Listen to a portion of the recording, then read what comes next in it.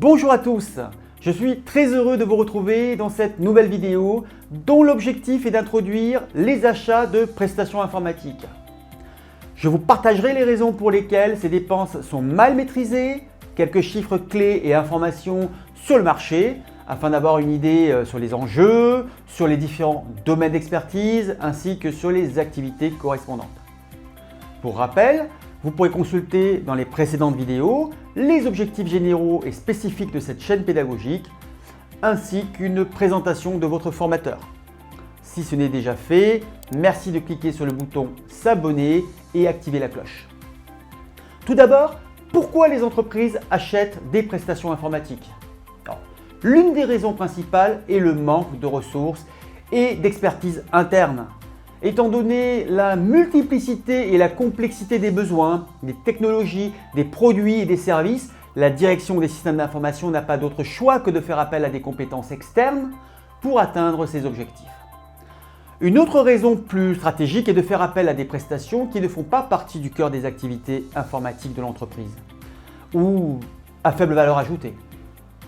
Ces achats ne sont pas très bien maîtrisés par les entreprises et voici les 8 principales raisons.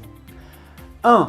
Les différentes stratégies, modes d'intervention et pricing models ne sont pas connus. Il y a très peu de stratégies d'outsourcing clairement définies, partagées au sein de l'entreprise, implémentées et encore moins mesurées en termes de performance. 2. Les risques sociaux et juridiques relatifs à ces prestations ne sont ni connus ni anticipés. 3. Sur certains domaines d'expertise, le marché est tendu et les ressources pertinentes sont difficiles à trouver. 4. La qualité des prestations est insuffisamment suivie. Les indicateurs d'activité, de performance et les niveaux de service souhaités ne sont pas définis et sont absents des contrats. Dans le meilleur des cas, on va retrouver une perception de la qualité qui est très différente du niveau des indicateurs. On appelle cela souvent l'effet pastèque. Les indicateurs sont tous verts, pourtant le client n'est pas satisfait et lui y voit rouge. 5. Les process contractuels, que ce soit la rédaction ou la validation des contrats, ainsi que les process de commande, sont largement optimisables. 6. Les habitudes des prescripteurs ne permettent pas d'appliquer les bonnes pratiques. Manque d'anticipation et d'intégration des fonctions support, comme les achats ou les départements juridiques. Méconnaissance du processus achat. Communication externe non maîtrisée. Partenaires historiques non alignés à la politique de la société, etc. 7. L'accompagnement au changement est limité, pourtant il est nécessaire. Il nécessite non seulement des qualités techniques, opérationnelles, pédagogiques et relationnelles, ainsi que du leadership, mais aussi pour les projets importants, un soutien de la direction générale. 8. Les phases de transition et de réversibilité, qui incluent le onboarding des prestataires ainsi que le transfert de connaissances, ne sont pas suffisamment anticipées à tous les niveaux, juridiques, opérationnels et financiers. Je souhaiterais maintenant vous partager quelques chiffres clés du marché. Selon Gartner, les dépenses informatiques dans le monde devraient atteindre 4 474 milliards de dollars en 2022, avec une augmentation de plus de 5% par rapport à 2021. Ces dépenses intègrent les services de communication, services IT, les devices, les progiciels, les équipements pour les data centers.